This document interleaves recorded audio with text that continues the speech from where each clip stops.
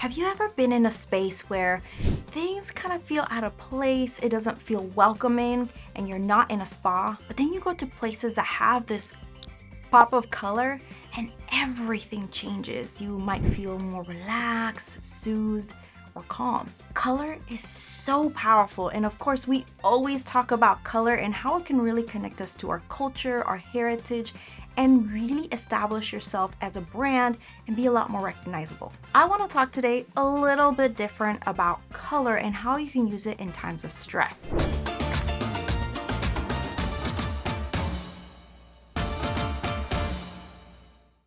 A secret fact about me is that when I am going through a lot of challenges in life, which I have, if you guys have seen my story, you know it's been challenging, and my hack to feeling a little bit better has been always to wear more vibrant colors. So sometimes I just really want to boost my mood, and today I'm feeling great, but there's other days where I might not be feeling the best, and I use colors that are bold, vibrant, and energetic to lift me up. So today I want to talk about 3 ways that you can use color to help you during a time of stress. Now, these colors don't have to apply to your brand unless it is your personal brand and you can leverage these because they have a personal connection to you. But if it's your company colors, this can be a slightly different approach. I'm not a fashion designer, but I do leverage color psychology in terms of culture and how we connect with communities. And so color can be a really powerful way for you to reconnect with your heritage and who you are and stand bold and proud, especially during those days where you're not feeling it. So the first thing that you want to start with is reflection. You want to make sure that you reflect on what colors mean to you. So sit down in a quiet space and think about colors that may remind you of your childhood, may remind you of certain foods that bring you back home, or the beach environment, places where you feel at ease and calm. Write those down, write the type of color, or if you can snap a photo to have the actual reference, and then write the emotions that you feel. We always have an emotional connection to color, and there's actually really 3 different ways that we connect to color. We've got the psychological, which we see within marketing all the time, the physiological. So certain colors might make us feel certain things. So let's take a red. We might feel warm or angry. And then we look at blues that could feel a little bit more calming or might elicit some sense of trust, because about 80% of the logos out there or brand marks use blues to elicit trust. So there's these certain physiological reactions that we may have that actually also tie into psychology of color when we connect with color. But then there's a third that we always talk about, which is the power of culture and how we connect our culture to color. So keeping those 3 ways that you may react to color or process color and even feel color, think about as you're writing down and reflecting what these colors mean to you, how they make you feel, whether it's psychologically, physically, or connecting to your culture. This will really help you leverage this and tap into this during those times of stress. The second thing is that you want to go out and search. Don't just stay at home and just do this process or in your office. Go outside, explore. If you have a local IKEA is actually really great for getting inspiration. What they do in their setup for their stores is that they actually create spaces for certain personalities or people who have certain likes, wants, and needs. If you have an IKEA nearby, go and walk around and pay attention. You might see that there's some areas that really feel like this could be an environment that you would be happy with versus others that might not really connect with you, and that's done strategically.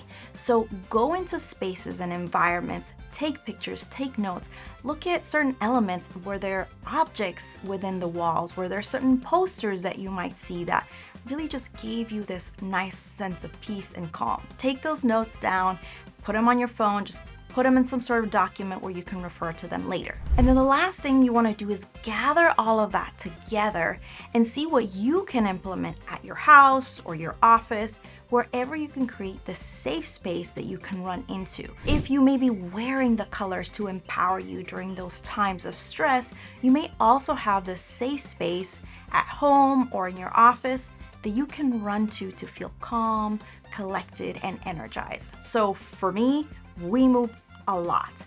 And one of the most important things is after setting up our family is making sure that my office space creates that sense of energy and environment that I need that's so powerful for my creativity. So if I have blank walls, I will definitely be feeling the need to start building my office and creating this space where I can come to and feel calm.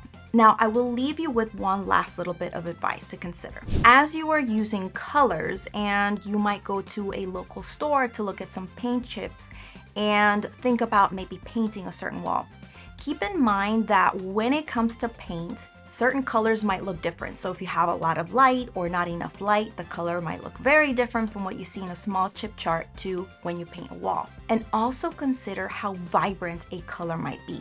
Meaning, let's say I particularly love yellow. So there's a little yellow pot in the background over here that you guys see. I love that yellow. It feels energetic, bold, exciting. It reminds me of warmth and the sunrise. But if I was to paint an entire wall that color, I will feel stressed after some time.